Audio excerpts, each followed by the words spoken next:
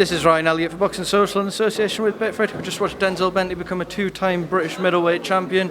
Nisse, terrific fight for terrestrial TV. What's going through your head when you heard split decision? I think it could have probably gone either way. Linus could have won that, but I can't moan about the result. You've seen those go both ways before. A draw could have been fair as well, but full credit to Denzel. Full credit to the Bowers.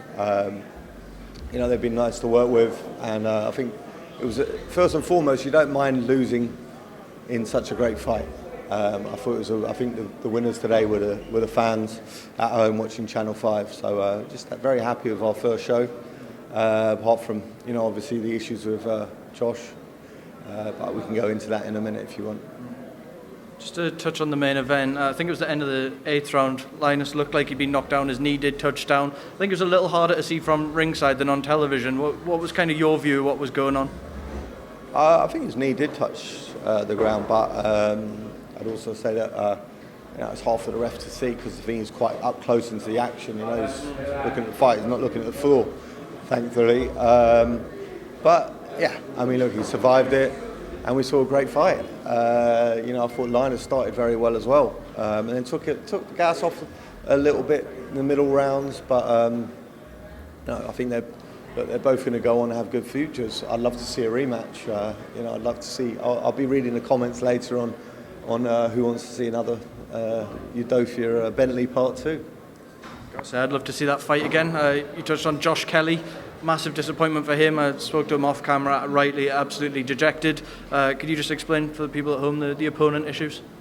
Yeah, I've seen a lot of stuff online that apparently the fighter, Giulio Vernezzi, was overweight. No, it was Josh was a kilo over.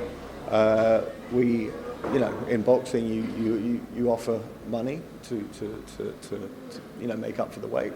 The fighter was fine with it. We had a deal done. Woke up this morning. That deal had gone up. Agreed to pay that fee. Went up even more. And then I basically tripled the guy's purse. And he just didn't want it. It was basically blackmail, which is not okay. And obviously we've reported it to the board. So I don't think you'll be seeing him fighting in the UK anytime soon. I think it's a shame because Josh needed to get out, but he'll be back on in Liverpool and then afterwards in Newcastle. Quick word on Harlem Eubank, who just seems to be getting better and better every time we see him. Fantastic stoppage win tonight in front of a huge audience as well. He's finally getting the credit that he feels he deserves. Oh, definitely! What a shot! I was expecting that fight to go into later rounds, but when you get caught with a shot like that, wow, big punch.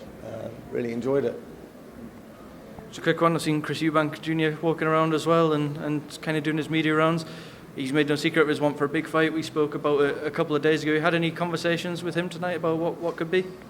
To be honest, I've been too busy running around chasing after Josh Kelly's opponent, trying to convince him to grow a pair and fight, but sadly that didn't happen. But look, my brother's probably the best one to ask about Junior. Cheers. Nisse, thank you as always for being at Boxing Social.